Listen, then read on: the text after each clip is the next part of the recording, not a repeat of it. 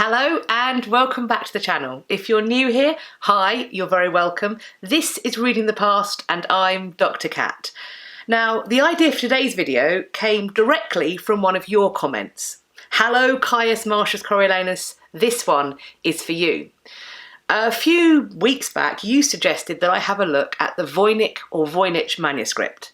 Now, I had heard of this manuscript, but until you sent me down this particular rabbit hole, I had absolutely no idea of the vast web of conspiracy theories and academic interest and scientific engagement that has taken place in trying to find out just what this manuscript is and where it came from. So, today, I'm going to be talking about that. Let's go.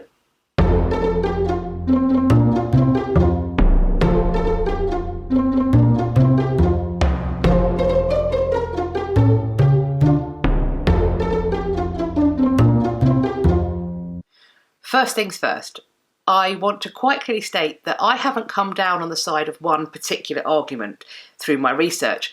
In fact, there are so many for me that have a degree of plausibility or sufficient evidence to be plausible. What I am comfortable with saying is that we know how this particular manuscript gets its name.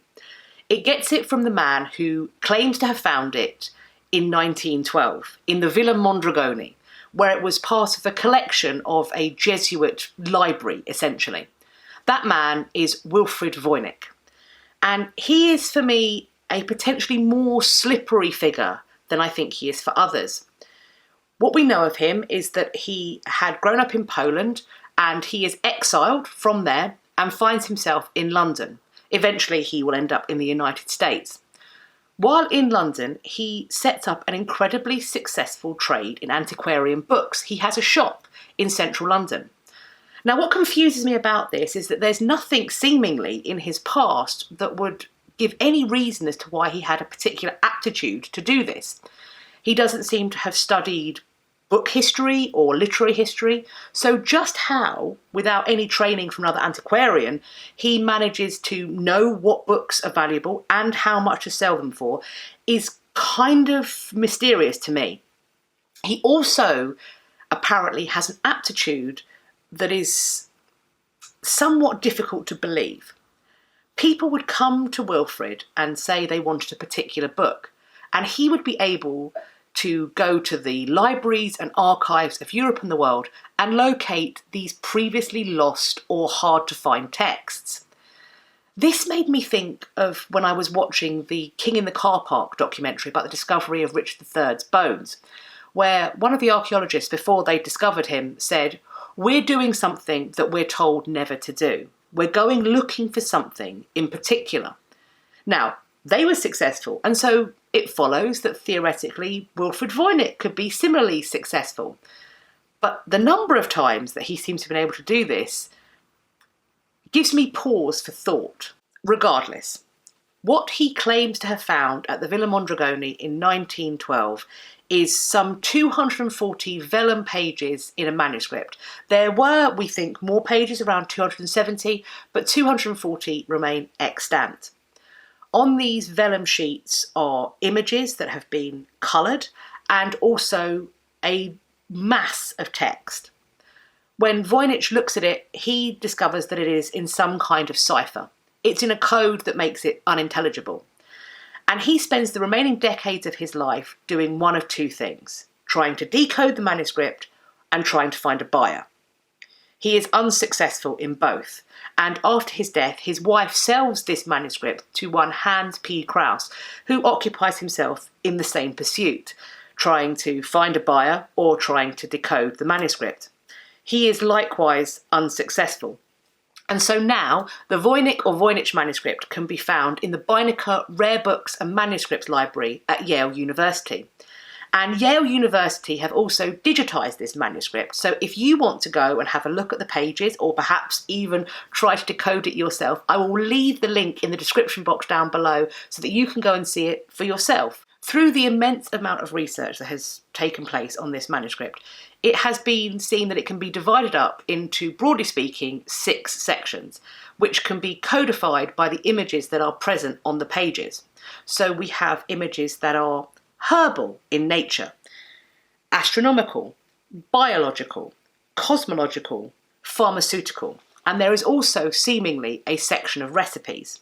Now, as I said previously, this manuscript is written on vellum, and some of this vellum has been carbon dated. In fact, they took vellum from a number of sheets so that they could get a higher accuracy, and to a 95% degree of accuracy, this vellum has been carbon dated to somewhere between 1404 and 1438. Also tested are the pigments used to create the images, and these are really high quality mineral pigments. So one thing that I think I'm comfortable with saying is that this manuscript would have been quite expensive to produce. 240 sheets survive of what we believe would be 270 folio sheets of vellum, many of which fold out. This would have been an incredible expense to purchase the vellum alone. Then on top of that, we have these coloured images on virtually every page. And the mineral pigments used would have been expensive to purchase, but also would have required a degree of skill to use. So somebody has invested money, but also clearly time. To produce this text with the images must have been years in the making. So there has to have been a purpose for it to go to this expense of both money and time. Just what that is where my confusion lies. And despite the fact that these 6 sections have been fairly well accepted by the majority of people researching it, what isn't clear is what these images actually are. Are these rudimentary images of real plants, a kind of quite basic, almost childlike attempt at drawing them? Or are the plants and people and situation featured in these images actually allegorical? And if they are allegorical, what are they allegorical of and why? Another thing that's worth mentioning is that throughout the so-called cipher text that's present in this manuscript, there doesn't seem to be any mistakes or corrections. There's no crossing out or overwriting. Now, this could point to one of two things. Either this is designed to be a pristine copy by a very, very talented copyist, or it points somehow to a fraud or deception taking place, that somebody is carefully crafting this document and copying these letter forms from somewhere with a very deliberate hand. Either of these things are possible. Of course, it wasn't just Wilfrid Voynich and Hans Kraus that attempted to decode this manuscript after its discovery in 1912. World War II codebreakers had a go, both the guys from Bletchley in London, but most tellingly for me, those in the United States. These were people who used medieval and early modern ciphertexts to practice, to keep themselves essentially hot on their skills when it came to decoding war messages. They were also unsuccessful. More recently, with the advancements in digital technology, AI software, the cutting edge of AI software that's been used to decode ciphers and to find their root source, has also been run over the Voynich text, also with no success. And to my mind, the only time this has happened recently, similarly, is with the last remaining Zodiac cipher that also hasn't been broken by AI software. Now, with the Zodiac cipher, the reason given for this is that it perhaps isn't a breakable cipher, that it's just a jumble of symbols and letters intended to confuse. Is it possible that the Voynich is the same? That it's not a cipher or an unknown language, that it's just a jumble of symbols and letters and images designed to look like a cipher, intended to confuse and discombobulate? But then, of course, we have to ask ourselves, why would somebody go to the expense of buying this vellum, of buying these mineral pigments, and of taking the years it would have taken to produce this thing when it has no meaning except for that it looks like it's a code? If it is a real ciphertext designed to be decoded and read, then that would make this text one of only 3 pre-1500 complete text ciphers. And of the 3 that are still extant, this manuscript would be the most complicated by a rather long way. At the time that Wilfrid Voynich claims that he discovers his manuscript at the Villa Mondragone, he says that with it was a letter, written in Latin, dated 1665 and signed by Johannes Marcus Marci, and I apologise if I've mispronounced that. But Marci, in his letter, names Roger Bacon as a potential author for the manuscript. Roger Bacon was a 13th century healer, also known as Dr. Mirabilis, or the Miracle Doctor. But Bacon is not the only suggested author. Edith Sherwood suggests that the work is actually that of a very young Leonardo da Vinci. She uses this as an explanation as to why the images of the people and the plants seem so rudimentary and almost childlike. They were produced by a child who would go on to be a genius and hence have the dedication to work for this length of time using these incredibly fine materials. Another potential author is John Dee's accomplice, or perhaps victimiser, depending on how you see it, Edward Kelly. In the text of the Voynich, known by some as Voynichese, there is a parallel that is drawn with Enochian, the angelic language that seems to have been developed or certainly fabricated by Edward Kelly when he was having his angelic conversations with John Dee in attendance. So is perhaps the Voynichese another version of Enochian, a fraudulent language developed by this early modern huckster? Wilfrid Voynich himself is also accused of having been the author. It is thought that perhaps he did really find this letter dated 1665 in the Villa Mondragone describing this manuscript and what it looked like, and decided that he would fabricate one that he could potentially sell based upon these specifications. All of the other texts that Wilfrid Voynich brought back from the Villa Mondragone had a label stating that they came from the library of Pieter Beck's 1870. The Voynich does not have this label. Jerry Kennedy, who is a distant relation of Wilfrid Voynich who attempted to research him, found the following. He found that his ancestor Wilfrid Voynich had sourced a quantity of blank vellum. Also telling is that Wilfrid Voynich, while in London, was making trips to the British Library with an associate.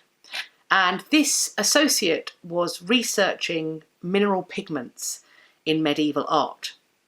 So, according to Jerry Kennedy, he has the capacity to source the vellum and is also researching the kind of mineral pigments that would have been used to create the seemingly medieval images that are found in the Voynich. Did he find the letter about the codex and then set to with sourcing the materials and the know-how to create something that would resemble what is described in the letter he found? The more outlandish suggestions as to where this text come from include aliens and also the people of Atlantis. Do let me know if one of these seems most plausible to you in the comments section down below. Now, some people have used the carbon dating of the vellum to state that, well, this rules out Da Vinci, John Dee and Voynich himself because the vellum is simply too early. However, it would be more problematic to me if the vellum was dated to too late. Is it possible that people might have good vellum lying around waiting for a purpose? Is it possible that somebody might purchase some older good vellum? I don't know how old the paper stock that I write on is when it was first made into paper. It could be 10, 50, 20, maybe even 100 years old. So for me, the carbon dating would only be able to rule out a creator if it was dated to after that creator was living. But do you agree? What do you think? Let me know in the comments section down below. According to the entry on the Beinecke Rare Books and Manuscript website at Yale regarding this manuscript, they have a timeline of potential ownership. And they think that it starts with John Dee, who, in 1586, sold the manuscript to the Holy Roman Emperor Rudolph II for 600 ducats. It is then stated by the Beinecke team that the next person to hold it is one Jacobus Sinapius, who is a doctor for Rudolph II and possibly acquired the manuscript after Rudolph's death in lieu of some debts that the emperor owed him. And so this is where the manuscript is in 1608, in the hands of this doctor. We next see it in 1666, when Johannes Marcus Marci, he who writes the letter naming Roger Bacon as an author, sends it to Athanasius Kircher. Then it next appears in 1912 in the hands of Voynich, and from then it passes to Kraus and then into the Beinecke library. So what are the possible motives for the creation of this document in the way it was created by whomever created it at whatever time? Well, there are many ideas and suggestions, but here are a few that I think are potentially plausible, and I'm going to list them on the screen. So, is this perhaps evidence of a scientific, medical, or alchemical genius who is attempting to hide their discoveries from competitors, or perhaps from an inquisitorious Catholic Church who are striving to root out heretics? Is it perhaps a fantasy or decorative document, something that is designed to not have a meaning, but is designed to delight the friends and family of the person who's knowingly bought it? Or is it a hoax or a forgery, where a buyer thinks they're getting a real cipher, but isn't? Is this a early modern hoax by somebody like Edward Kelly attempting to defraud Emperor Rudolph II? Or is it a more modern forgery or hoax by Voynich himself attempting to seek out a similarly dupable buyer? Perhaps it's not in cipher at all. Maybe this is an unknown language or a shorthand, or perhaps it's a code based on an unknown language or shorthand form, in which case we would need some kind of Rosetta Stone to decode it. Is it the result of hallucinations, perhaps due to a substance taken for the aid of worship, or because of a mental illness? Is the Voynich text essentially the written form of speaking in tongues? All of these sound potentially plausible to me. Do let me know in the comments section down below, or come and find me over on social media to let me know what you think. I'd love to continue the discussion there. I will leave my social media links in the description box down below as well. While I was researching this, something that was said by René Zandbergen has really stuck in my mind. He has researched the Voynich manuscript himself, and when speaking of it, he says the following: the Voynich is, quote, a hall of mirrors, reflecting each researcher's own imagination, without ever allowing him a glimpse into its inner secrets. His statement about the Voynich made me think of Narcissus looking at his own reflection in the pool and losing his humanity and his perspective while doing so. And it gave me pause thinking about the way in which we engage with academic obsession. Not interest, obsession. And I'm sure when we get obsessed about many other things, a similar thing happens. But what does it mean to spend decades of a career, perhaps the entirety of a career, attempting to decode a manuscript based upon the assumption that the manuscript is in code and that that code can be broken, and when broken, that something fundamental will be revealed, a fundamental truth about ourselves, about our history, and about the text? These are a lot of assumptions to spend a career in attempting to prove, I think. And I'm not saying that people who attempt to solve the Voynich and don't succeed have wasted their careers. Under no circumstances, but I think that they show a degree of, I think, mental strength that I would not be able to show. I have been very, very careful about the way that I have approached researching the Voynich and its history. And I have been very strong and clear with myself that I am not going to attempt to decode it or find one pure, truthful answer about its origins. Because to me, that would be the way that madness would lie. Anybody who is able to keep their head and focus on decoding this is mentally stronger than I am. But what do you think? Let me know in the comment section down below. I really hope you enjoyed this video and found it interesting. Caius Marcius Coriolanus, thank you so much for the suggestion. I've really enjoyed filming it. If you or any of the rest of you have any other ideas for topics you'd like me to research or cover, please let me know in the comments section down below. Also, head on over to my social media. I'll leave those links in the description box.